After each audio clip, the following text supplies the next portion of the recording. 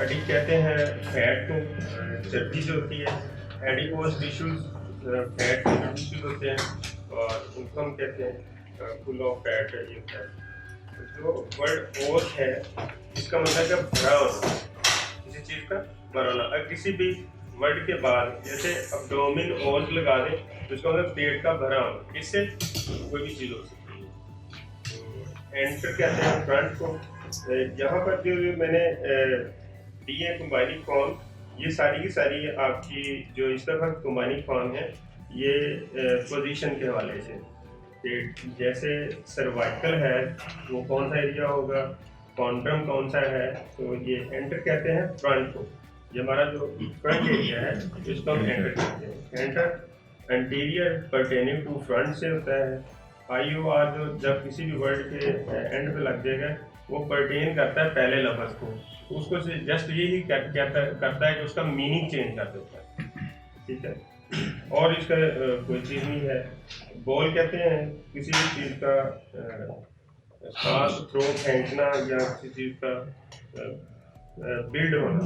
तो एनाबॉलिज्म ये है कि सिंपल जो कम्प्लेक्स मटेरियल होता है हमारी बॉडी के अंदर, हमारी फूड है उससे वो कम्प्लेक्स मटेरियल तैयार करते हैं, मतलब DNA की प्रोटीन तक भी यहाँ से ये आपकी बनती है। तो इसमें हम एनाबॉलिज्म और कैटाबॉलिज्म जो है ये मेटाबॉलिज्म कर रहे हैं। सर्वाइकल हम कहते हैं ये हमारा जो गर्दन का एरिया इसको कहते हैं। कॉर्नर कहते हैं हम इस एरिया, ये right corner and left corner. तो यहाँ पे अगर आपके इन्फ्लेमेशन भी हो जाए तो हम राइट कॉन्ट्रम इन्फ्लेमेशन करते हैं और इसको ITS लगा दें जस्ट कॉन्ट्रम के साथ, तो आपका जो है ना इन्फ्लेमेशन हो जाएगी below the ribs, like costal pain. Chrome colour को कहते हैं। इसके साथ आप कोई भी वर्ड लगाएंगे तो वो कलर में आएगा। जैसे क्रोमोसोम्स है तो क्रोमोसोम जो है ये एक न्यूक्लियर है और सोम्स और बॉडी को कहते हैं, क्रोम कलर को कहते हैं। तो वो जो कलर बॉडीज होती हैं उनको हम क्रोमोसोम्स कहते हैं।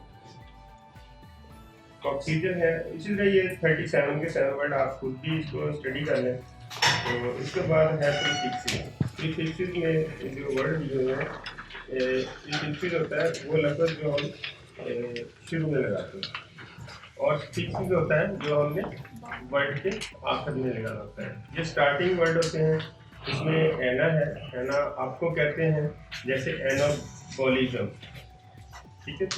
और कैटा कहते हैं डॉग को। हमारा जो मेटाबॉलिज्म है अगर वो अप जा रहा है ऊपर लेवल पे है तो वो उसको हम एनाबॉलिज्म बोलते हैं। जब वो हमारा डाइजेस्ट हो जाता है तो फिर उसके बाद जो प्रोसेस स्टार्ट होता है वो कैटाबॉलिज्म कहलाता है। EP कहते हैं हम अबव ऊपर वाले हिस्से को। जैसे हम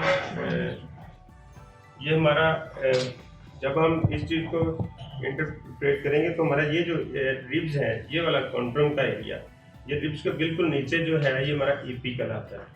एपीकोस्टल कहते हैं इसको, इंटरकोस्टल कहेंगे, क्योंकि हम रिब के अंदर से जब कोई चीज़ विजुलाइज करते हैं तो ये हमारा इंटरकोस्टल कहलाता है। इससे नीचे जो एरिया हमारा क्या कहलाएगा, एपीकोस्टल।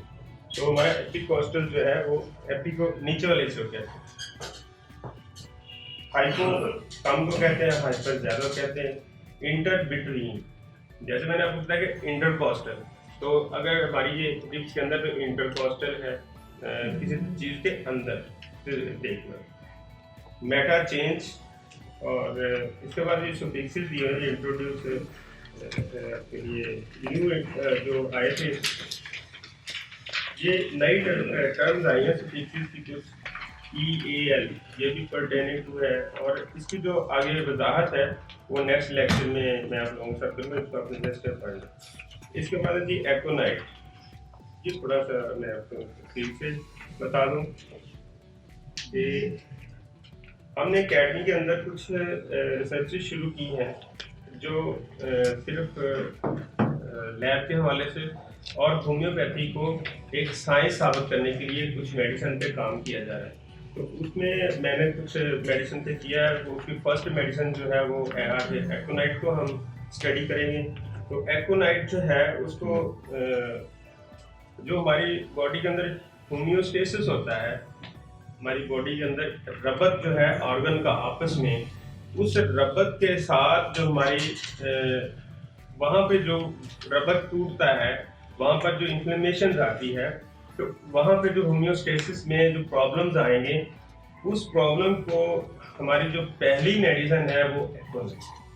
तो इसको हमने इस तरह से वो किया है कि हमारा मेडिसिन का सबसे पहले जो एक्शन है वो लैब के अंदर हमने जब देखा, तो पहला जो इसका एक्शन है वो ब्लड वेसल्स पे है, और फिर जॉइंट पे है, बोन्स पे है, और ये स्वेलिंग प्रोड्यूस करती है फर्स्ट स्टेज की।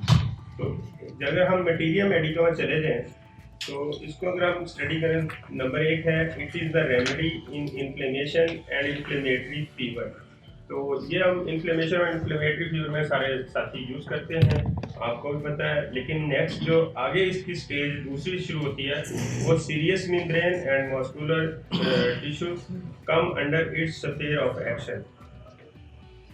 सीरियस मेम्ब्रेन जो है ये क्या कौन सी होती है?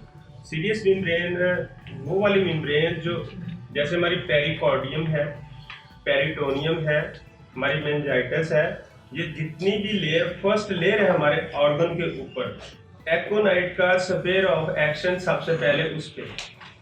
एक्ोनाइट हमारी जो पहली जो लेयर्स हैं, सीरियस, इनको सीरियस मेम्ब्रेन्स बोलते हैं, इन मेम्ब्रेन पे इसका काम। दूसरा हमारे जो मसल्स हैं, मसल्स के जो टिश्यूज होते हैं वहाँ पे काम करती है। तो इस तरह हमारी जो एक्ोनाइट है उसका स्फीयर ऑफ एक्शन जो है वो दो जगह पे पहले होता है इन्फ्लेमेशन पे, वो फ्यूट की है, किसी तरह भी हो सकती है, वो ठंड से भी हो सकती है, वो किसी फूड से भी हो सकती है, किसी तरह की इन्फ्लेमेशन प्रोड्यूस होगी। लेकिन जब ये सेकंड स्टेज पे जाएगी तो ये हमारे सीरियस टिश्यूज हो, सीरियस टिश्यूज हमारी मेनिंजाइटिस लेयर है, हमारे ये गले के अंदर जो लेयर है, ये इसके अंदर हमारी एपिथेलियल लेयर जो कहलाती है उस लेयर पे काम करेगी, हमारे पेरिटोनियम लेयर पे काम करेगी, हमारी पेरिकार्डियम लेयर पे काम करेगी, हमारी किडनी के जो लेयर है उस लेयर पे काम करेगी। इस तरह हमारी जो फर्स्ट लेयर है ऑर्गन की, वहाँ पर जो सीरियस, जो इसको हम कहते हैं सीरियस मेम्ब्रेन, वहाँ पे इसका सेल्फ एक्शन है। Aconite cause only functional disturbance and cannot produce tissue changes. Number 3 है कि एक्ोनाइट जस्ट हमारा जो फंक्शन है बॉडी का उसको डिस्टर्ब करती है, जिसके अंदर टिश्यूज के अंदर कोई तब्दीली नहीं लेते। हमारे टिश्यूज सेम एज इट जैसे थे वैसे के वैसे ही रहते हैं, लेकिन उसका जो फंक्शन है उसको ब्रेक डाउन करती है। फंक्शन जो है अगर ब्रेक डाउन हो रहा है किसी भी ऑर्गन का, मतलब हम कार्डिक में देते हैं तो इट मीन उसका फंक्शनल प्रॉब्लम आया है। वैसे वो हार्ट की आप कोई भी रिपोर्ट करवा लेंगे, आपकी रिपोर्ट सारी नेगेटिव होंगी, रिपोर्ट के अंदर कोई प्रॉब्लम नहीं होगा, लेकिन फंक्शनली तौर पे वो काम नहीं सही कर रहा है, उसके अंदर इन्फ्लेमेशन आ गई है, पेशेंट को चलते हुए सांस भी फूल सकता है, बैठने से दर्द होती है, चलने से दर्द होती है, तो बहुत सारी वो चीज़ें आपकी जो है वो फंक्शनल तौर पे डिस्टर्ब होंगी, not a pathological change. Structural level structure level जो है वो खराब नहीं हो सकता। Before the onset of exudations in the beginning of inflammation, मतलब कि शुरू की इन्फ्लेमेशन है, इस पर काम करती है। आगे नंबर 5 है प्यूर्पुरा मेलेरियस। मेलेरियस ये क्या होता है? ये हमारी जो स्किन की जितनी भी डिजीज है सब पे काम करती है। इट मीन कि ये मैलिग्नेंसीज पे काम करती है। हमारी जो स्किन की जो पहली डर्मस लेयर है उस पे अगर इसके जो है हमारा क्या है वो लिकोडर्मा जो से बोलते हैं उस पर भी काम करती है। हमारी ये टीबी पे भी काम करेगी। हमारी जो डर्मस की चेंजिंग है वहाँ पे ये काम करती है। तो ये डर्मस चेंजिंग पे बहुत सारी और भी मेडिसिन है। तो फर्स्ट जो रेमेडी हमारी जो वर्क करती है वो एक्ोनाइट है। इसके बाद ही इम्यूनोलॉजिकल इंटरप्रिटेशन जो है होम्योस्टेसिस इंडिविजुअलाइजेशन ये किस तरह होती है, ये सारा टोटल लैब का वर्क था। और इसमें डॉक्टर तकीर साहब हैं जिना हॉस्पिटल से, उन्होंने मेरे साथ बहुत ज़्यादा कोऑपरेट किया। इसके साथ अमेरिका से डॉक्टर साहब हैं, डॉक्टर सलीम साहब, उन्होंने बहुत ज़्यादा हेल्प की इसको मेरे साथ इस रिसर्च में। तो जब हमने इसको वर्कआउट किया, मेडिसिन पे काम किया, तो जो पैथोलॉजिकल जो थोड़ा सा फर्क था, जो हमारे अंदर प्रॉब्लम आए थे, वो मैंने एज इट वो लिखे हुए हैं। फ्रॉम द अबव इंफॉर्मेशन, जो information, it would be expected that aconite stimulates the initial mediator, जो शुरू के mediator उनमें काम करती है, of inflammation such as कौन कौन सी? Number 1 histamine, number 2 thrombin, number 3 p-selectin, number 3 platelets activating factor, integrin और C5a, लिकोट्रीन, D4. It is these mediators that enable chemotaxis to the inflammatory site and produce the first sign of inflammation. तो सबसे पहले histamine क्या है? हमारे lungs की जो first membrane है उसके अंदर इन्फ्लेमेशन आ जाए तो हमारा बॉडी का जो हिस्टामिन है वो डिस्टर्ब होता है। हिस्टामिन में अक्सर जो हमारे एलोपैथिक डॉक्टर्स हैं जो प्रैक्टिस बैलेंस में लाने के लिए, ये ऊपर लिखा हुआ है होम्योस्टेसिस, इंडिविजुअलाइजेशन। होम्योस्टेसिस जो है हमारे जो ऑर्गन के अंदर आपस में रब्त है वो जो टूट रहा है उसको हमें जोड़ने के लिए। तो यहाँ पे हिस्टामिन जो है ये सबसे ज़्यादा काम करता है कि आपके लंग्स जो है उनको ब्रेक करता है, सांस का प्रॉब्लम करता है। तो इस यहाँ पर हिस्टामिन जब भी आपका प्रॉब्लम करे, आप लैब में करवाते हैं टेस्ट, तो हिस्टामिन लो आ जाता है या ज़्यादा हो जाता है, तो वहाँ पर जो रेमेडी सबसे पहले काम करती है वो ऐसा। दूसरा थ्रोम्बिन है। थ्रोम्बिन क्या होता है? क्लॉट होता है। थ्रोम्बिन हमारे जो प्लेटलेट्स है, तो हमारे जो प्लेटलेट्स सेल है उसके अंदर इन्फ्लेमेशन आ जाती है। इन्फ्लेमेशन मीन्स सेल जो है बढ़ जाते हैं। जब ये बढ़ते हैं तो क्या करते हैं कि ये क्लॉट बनाते हैं, और वो जो क्लॉटिंग होती है वो क्लॉटिंग आपकी आर्टरीज को ब्लॉक कर देती है। कार्डियक के अंदर वाल्वुलर डिजीज जो है वो प्रोड्यूस कर सकती है, बहुत सी डिजीज हो सकती है। अच्छा, अगर ये क्लॉटिंग की वजह से वाल्वुलर डिजीज है तो वहाँ तो एकोनाइट काम करेगी। अगर वो पैथोलॉजिकल चेंजिंग है वॉल के अंदर तो एकोनाइट जो है वो बंदे को मार देगी। यहाँ पे ये बड़ी डीप पैथोलॉजी है कि वाल्वुलर डिजीज में अगर पैथोलॉजिकल चेंजिंग आ गई है, फंक्शनल चेंजिंग नहीं है, पैथोलॉजिकल चेंजिंग है, तो वहाँ एकोनाइट देने से पेशेंट की डेथ भी हो जाती है। अगर वो फंक्शनल चेंजिंग है तो फिर जो है वो एकोनाइट हमारी जो है वो क्योर करती है। तो प्लेटलेट्स जो है यहाँ पे ये काम करती है। इसके अलावा है p-selectin। ये p-selectin जो है ये बेसिक प्रोटीन है। ये प्रोटीन भी हमारा जो प्लेटलेट्स फैक्टर हैं, हमारे प्लेटलेट्स हैं और हमारा PT, APTT, INR है, इन तीनों को ये नॉर्मलाइज करती है। अगर हमारा PT, APTT, INR बढ़ जाए तो लीवर की जो डिजीज होती है उनकी वजह से हमारे जो है ना क्लॉट बन जाते हैं, और ये जो क्लॉटिंग होती है, ये क्लॉटिंग आपकी कहीं भी अगर ब्रेन में भी जा सकती है, वहाँ भी कर सकती है, पैरालाइज कर सकती है। अगर जो क्लॉटिंग आर्टरी के अंदर आ जाए तो आर्टरियोसिस हो सकता है। तो यहाँ पे जो p-selectin प्रोटीन है ये बेसिक काम ये करती है कि आपकी जो प्लेटलेट्स हैं, प्लेटलेट्स के फंक्शन को बेहतर करने के लिए। और ये DNA में जब जाती है एकोनाइट, तो DNA जो है वहाँ पर जाकर ये क्या करती है कि p-selectin जो प्रोटीन है उसको एक्टिवेट करती है। जब वो एक्टिवेट हो जाएगी तो उसके बाद हमारे जो प्लेटलेट्स हैं जो थ्रोम्बिन बना रहे हैं, प्लेटलेट्स ज़्यादा हो रहे हैं, उनको ये जो है ना वो नॉर्मलाइज करती है, क्लॉटिंग को बेहतर करती है। तो दूसरी चीज़ जो है वो इंटेग्राइन। इंटेग्राइन जो है ये भी एक प्रोटीन ही है, और इंटेग्राइन में यहाँ पे जो है ना वो HIV, एड्स की जो फर्स्ट स्टेज होती है वहाँ पे काम करती है। इंटेग्राइन बेशक हमारी HIV को कंट्रोल करने में बड़ी हेल्पफुल है, और इंटेग्राइन जो है यही जो हमारा जो इंटेग्राइन प्रोटीन्स है, ये प्रोटीन हमारी जो जॉइंट होते हैं इनके अंदर इन्फ्लेमेशन हो जाती है, उस इन्फ्लेमेशन को स्टॉप करने के लिए बहुत अच्छा काम करती है, और इंटेग्राइन को बढ़ाने के लिए सबसे बेहतरीन काम करती है एकोनाइट।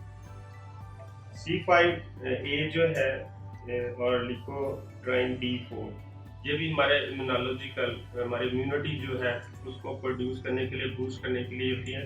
और हमारे बेसिक जो सेल है लिम्फोसाइट और न्यूट्रोफिल, और तीसरा बेसिल। इन तीनों सेल्स पे जो है ना वो बहुत ज़्यादा वर्क करती है। अगर इनका पैथोलॉजिकल चेंजिंग ना हो, जस्ट इनके जो है वो ये सेल जो हैं वो बढ़ जाते हैं, इनकी काउंट ज़्यादा आनी शुरू हो जाती है। इट मीन का न्यूट्रोफिल जो है वो अपने जो नॉर्मल होते हैं वो 72 होते हैं। अगर 72 से ज़्यादा बढ़ना शुरू हो जाए तो ये आपकी बॉडी के अंदर इन्फ्लेमेशन प्रोड्यूस करते हैं, और वो इन्फ्लेमेशन उसमें फीवर भी हो सकता है, जॉइंट पेन भी हो सकती है आर्थराइटिस में, और इसके अलावा जो हमारी मेनिंजाइटिस है वहाँ पे भी काम करेगी, टॉन्सिलाइटिस में भी काम करेगी। तो जो हमारी लिकोट्रीन B4 है, ये बेसिक अगर हम नॉर्मलाइज कर दें तो हमारे जो सेल जो प्रोड्यूस होना शुरू होते हैं इन्फ्लेमेशन से, उनको ये रोकेंगे। स्कोप फॉर रिसर्च, इसका मैंने रिसर्च स्कोप जो है वो आगे दिया हुआ है। It is possible that repeated dose of aconite in a selected potency would cause a positive increase of above factors in the blood are at in a inflamed site. तो अगर हम सिलेक्टेड रेमेडी को जो वो कहता है कि positively हम इंक्रीज दे सकते हैं, एक से ज़्यादा डोजेज भी दे सकते हैं, और ये जो डोजेज दी गई थी ये हमने 30 पोटेंसी और 200 पोटेंसी को सिलेक्ट किया था। तो इन दो पोटेंसी ने बहुत अच्छा वर्क किया, और फिर बाद में सर से कुछ चीज़ें होती है तो वो 6 पोटेंसी जो थी हमने उसको भी कर लिया। तो 6 पोटेंसी जो थी उसने जो सबसे ज़्यादा अच्छा काम किया था वो C5A और लिकोट्रीन, मतलब कि हमारी जो आर्थराइटिस था और जो मेनिंजाइटिस था वहाँ पे इसने सबसे ज़्यादा अच्छा काम किया। हमारी 6 पोटेंसी है, तो ये जो C5A और लिकोट्रीन B6 था वहाँ पे ये 6 पोटेंसी हमारी ज़्यादा अच्छा वर्क करती रही थी। इसने प्लेटलेट्स पे भी कुछ काम किया, लेकिन प्लेटलेट्स पे ज़्यादा जो वर्क था वो 30 डोज जो थी हमारी उसने ज़्यादा पेट कर दिया। और इसको हमने कुछ और भी मैमल्स में भी काम किया था। अच्छा, इंटेग्राइन जो था इसमें बेसिक जो था ये मैमल्स जो होते हैं वो जितने भी मैमल्स हैं इनमें अल्फा सेल और बीटा सेल, 8 अल्फा सेल होते हैं और 8 बीटा सेल होते हैं। जैसे ड्रोसिला मक्खी है उसके अंदर 5 अल्फा सेल और 5 बीटा सेल होते हैं। तो इंटेग्राइन जो था ये 8 अल्फा सेल और 8 बीटा सेल जिस चीज़ के अंदर जिस मैमल्स के में भी पाए जाए उस मैमल में ये एकोनाइट है सबसे अच्छा काम। ये डॉल्फिन जो फिश है उसके अंदर भी 8 अल्फा सेल और 8 बीटा सेल पाए जाते हैं, इसने वहाँ भी अच्छा काम किया। इसने बहुत अच्छा काम किया इस पे गाय पे, उसके अंदर भी 8 अल्फा सेल और 8 बीटा सेल पाए जाते थे। तो एकोनाइट बेसिक इंटेग्राइन्स जो होते हैं 8 अल्फा सेल और 8 बीटा सेल जिस मैमल्स में भी पाए जाते थे वहाँ दी गई। तो इसने एज इट जैसे ह्यूमन में वर्क किया था वैसे इसने एनिमल पे भी काम किया। तो अब हम इसको थोड़ा सा और कर रहे हैं, हमने इसको प्लांट पे शुरू किया है। कुछ हमारे यूनिवर्सिटी जो है एग्रीकल्चर है उसमें कुछ साथी हैं उनको मैंने कहा तो उन्होंने इसको किया, कहते हैं ये प्लांट पे भी बहुत अच्छा काम कर रहे हैं। तो प्लांट पे जो था अभी रिसर्च जारी है, वो इंशाल्लाह जब जैसे ही आएगी वो आप लोगों के साथ भी शेयर हो जाएगी। तो बेसिक जो है एकोनाइट है वो इन्फ्लेमेशन की रेमेडी है, ये हम सारे जानते हैं। रिपेटरी जो है उसमें ये एक्यूट इन्फ्लेमेशन, ब्लड वेसल्स और फ्लेफाइटिस वगैरह इन 4 चीज़ों पे ये जो आती है हमारी वहाँ पर लिखा हुआ कि एकोनाइट मेडिसिन। लेकिन जब हम इसको